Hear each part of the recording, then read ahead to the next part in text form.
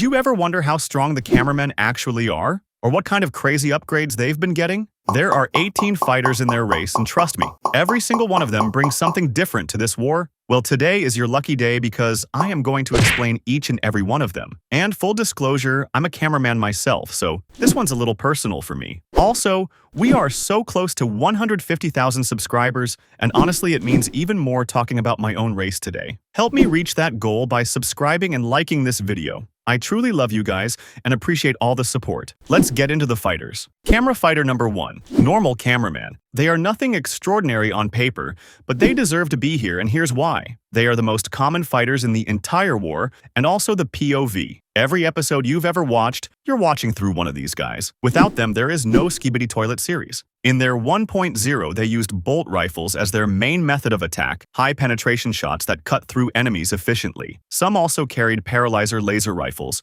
which didn't kill but stunned targets way bigger than them. The TV men also gave them special lenses, protecting their camera heads from photon-based attacks. Now for the 2.0. They got jetpacks for the first time, headphones for sound protection, and the arsenal expanded. Toilet paper grenades and flamethrowers were added. The first time we saw those flamethrowers lighting up corrupted humans in episode 70 with cyan flames, bro. That was a moment. And then the 3.0. They now carry Astro reverse-engineered plasma carbines as their main weapon, the same model the Trooper Astro toilets use, and plasma shotguns as a secondary. Bolt rifles to plasma weapons across 3 versions. That jump is massive. Camera fighter number 2, large cameraman. They debuted early and have been the camera race's heavy infantry ever since. In episode 12, they were picking up normal toilets and launching them off bridges one-handed. In episode 46, one of them threw a jetpack Skibidi toilet into a wall so hard it exploded. In their 1.0, they dual-wielded rocket launchers, something almost no other unit in the series can do, and used stun battens when things got close. Now for the 2.0, jetpacks added, making these massive soldiers mobile for the first time. Red laser cannons on their forearms for faster, more precise engagement. And then the 3.0. They're now running a twin-barrel plasma blaster with a rapid-fire form. They picked up a chainsword for close range that shreds through astro-plated armor. One hand got a gravity device, same tech as Titan Cameraman's, for pulling airborne astros straight toward them. The other arm carries a 4-arm plasma shield that blocks incoming energy weapons entirely. Large Cameraman 3.0 is one of the scariest standard units in the Alliance right now. Camera fighter number 3, Camera Woman, or also known as Plunger Woman. She made her debut in episode 52 as Camera Woman, accompanying Plunger Man and helping him take down several Skibidi toilets. And she has gone through the most dramatic evolution of anyone in the camera race. In her Camera Woman form, she had a mechanized turret on her back as her primary long-range weapon, and a pair of bolt rifles built into her forearms. Now for the 2.0 upgrade. The turret got replaced by a mechanized blaster cannon. Faster, more aggressive, rapid-firing blue projectiles similar to camera strider shots. Jetpack and headphones added. Here's the part that hits different though. DAFUQBOOM has actually confirmed Camera Woman and Plunger Man were together, essentially married. So when Plunger Man died in episode 70, she wasn't just losing a comrade, she lost her partner. And out of that grief, she rebuilt herself as Plunger Woman, officially debuting in episode 77. She dual-wields gravitational plungers that return to her hands when thrown, carrying his whole identity forward. On her back, she runs 4 tentacle laser cannons for multi-directional heavy fire. She developed lock-on technology shown in episode 77 and commands an orbital camera 2.0. In episode 79, she was believed to have died fighting the Obliterator Astro toilets, but it turns out she's still alive and active at the speaker base. She rebuilt, she carried his name forward, and she survived what should have killed her. How can anyone not love her? Camera fighter number 4, Plunger Man. The GOAT. Of all the cameramen, Plunger Man was the bravest. In his 1.0, his signature weapons were 2 plungers used aggressively in close combat, a style completely his own. He also had retractable knuckle claws, hidden in his fists, sharp enough to punch through walls. Now for the 2.0, the Glitch Mobile. Bro, this thing was insane. It gave him sonic super speed, letting him rush enemies before they could even react. It made him a completely different threat level, and the Alliance never replaced that mobility after it got destroyed in episode 67. He pushed all the way into the Alpha Hills compound in episode 70 and made it further than almost anyone in the infiltration squad, fighting alongside Dark Speaker Man against the Chief Scientist Toilet. By the end of that fight, he had lost the lower half of his body to the Chief Scientist Toilet's mounted laser. He tried to block it with his bolt rifle and couldn't. That's how he went. Like this script, to pay your respects to Plunger Man. Camera Fighter number 5. Scientist Cameraman 1337. Without the camera race's science team, the Alliance loses this war. They built the Parasite Disabler gun. They engineered the mechs. They run every upgrade cycle. And 1337 is the best of all of them. In his 1.0, he carried the Parasite Disabler gun to the front lines, actually using it in combat alongside Plunger Man in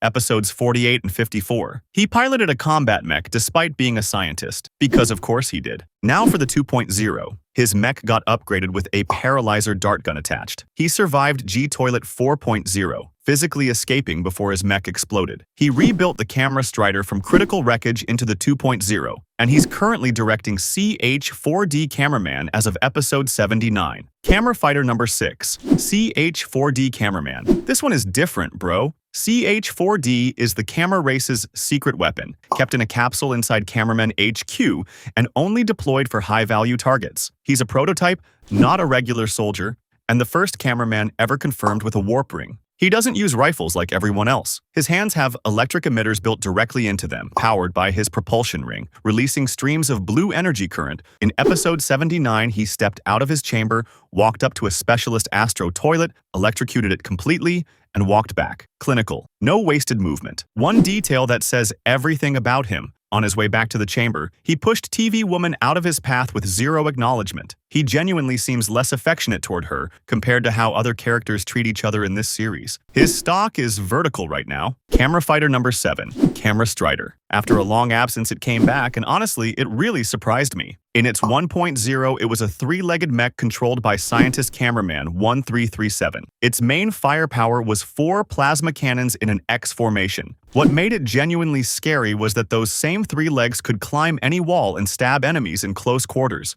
Now for the 2.0, rebuilt with retractable armor plating, and the biggest change, full flight capability. It went from ground support to close air support and air superiority in one upgrade, and it's now in mass production across the Alliance. Multiple flying, wall climbing, plasma firing camera mechs. That is not a unit. That is a statement. Camera Fighter number 8. Titan Cameraman. He is by far my favorite Titan. He might still be alive. What do you guys think? Will Titan Cameraman come back? He debuted by stomping a camo toilet, kicking a large toilet into a building, ripping a Strider toilet apart one-handed in episode 18, and giving the POV cameraman a thumbs up. That thumbs up established everything about this character in 1 second. In his 1.0, he was already operating at a level nothing could match. Core blast from his chest reactor, raw physical strength clearing threats that would have taken entire squads. Now for his 2.0. His main ranged weapon is a railgun on his left forearm. His shoulder laser cannons were added in his episode 65 field upgrade, and he used them to burn G-Toilet's face into the ground in episode 73, while his detaining claw held the head in place, the most iconic image in the series. He released blue core flames from his chest to melt the decoy G-Toilet's head. His left hand doubles as a gravity device that pulled infected Titan speakermen mid-flight in episode 57. For close combat, he has a mechanical hammer and brass knuckles, and an energy shield for blocking incoming fire. His feats cleared an entire Skibidi Toilet Army raiding Cameraman HQ alone, cleared most of New York, freed Titan Speakerman from the Parasite in episode 57, tanked G-Toilet 3.0 completely unfazed. And bro, he's the smartest Titan, and he's one of the only cameramen ever shown actually speaking. That detail alone separates him. Titan Cameraman fully deserves all the love he gets. The original wall. No debate. Fighter 9. Medic Cameraman. Now don't underestimate this one just because they don't carry a gun. Medic cameramen are non-combatants, but their right arm is fitted with a utility repair device that welds wounds shut and repairs damaged Alliance members on the spot, mid-battle. They rebuilt Camerawoman's arm. They run into danger unarmed so that someone else doesn't have to run out of it dead. I respect that more than most things in this series. Fighter 10. Detective Cameraman. He debuted in episode 70, standing behind the glass of a medical room watching the broadcast of Plunger Man's death. He's a high-ranking Alliance member who doesn't fight enemies, he handles internal matters, roots out traitors, and interrogates suspicious individuals. He ordered the arrest of Lucky Cameraman in the Season 24 secret scene, and he carries a plasma revolver, shown when he pointed it directly at Scientist TV Man. Every faction needs someone who watches the Watchers. That's him. Fighter 11, Camera. This is 1337's machine, so you already know it goes hard. It's a four-armed exoskeleton built and piloted exclusively by Scientist Cameraman 1337 after he lost the lower half of his body in episode 48. In its 1.0, it carried a parasite disabler gun as its primary function and a paralyzer laser rifle attachment. In the 2.0, two portable laser cannons were added to the upper arms, a blade was added to the right mechanical arm deployable through the tablet, and the tablet remains the brain of the whole operation. It got burned, it got destroyed, and 1337 kept building. Fighter 12, Scientist Large Cameraman. A tragedy people don't talk about enough. He's the only cameraman confirmed to dual-wield parasite disabler guns, letting him disinfect multiple infected Alliance members at once. He was the sole pilot of the Parasite Disabler laser tank, the Alliance's biggest attempt to cure Titan Speakerman at scale, capable of both a massive laser beam and a radius disinfecting effect. In episode 38, he drove it straight at infected Titan Speakerman. G-Toilet 2.0 blocked the beam and fired back, destroying the tank instantly. He came the closest anyone ever did to ending the infection arc early, and G-Toilet personally had to stop him. Fighter 13, Quad-Claw Camera Toilet. New, different, and already kind of iconic. It debuted in episode 78. A camera toilet fused with four mechanical claw legs, built jointly by a welder claw Skibidi Toilet and a medic cameraman. Carries metal plating and a plasma shield, and runs two Astro Blasters mounted on its sides, a former enemy and an Alliance medic literally welding a soldier together. That is the Alliance in physical form. Fighter 14, Camera Orbital. The Alliance's eye in the sky from day one. This remote drone gives the camera race aerial surveillance and strike capability without risking a soldier, and it was one of the first air units the Alliance ever deployed. Plunger Woman's orbital camera 2.0 fires homing energy orbs that physically track targets mid-flight, a completely different threat level from the original. Fighter 15, Camera Transport Helicopter, faster and more maneuverable than the camera dropship, purpose-built for getting soldiers in and out of hot zones quickly. It can carry normal cameramen and speakermen, though its size means it can't transport larger units. Not an attack vehicle, pure logistics.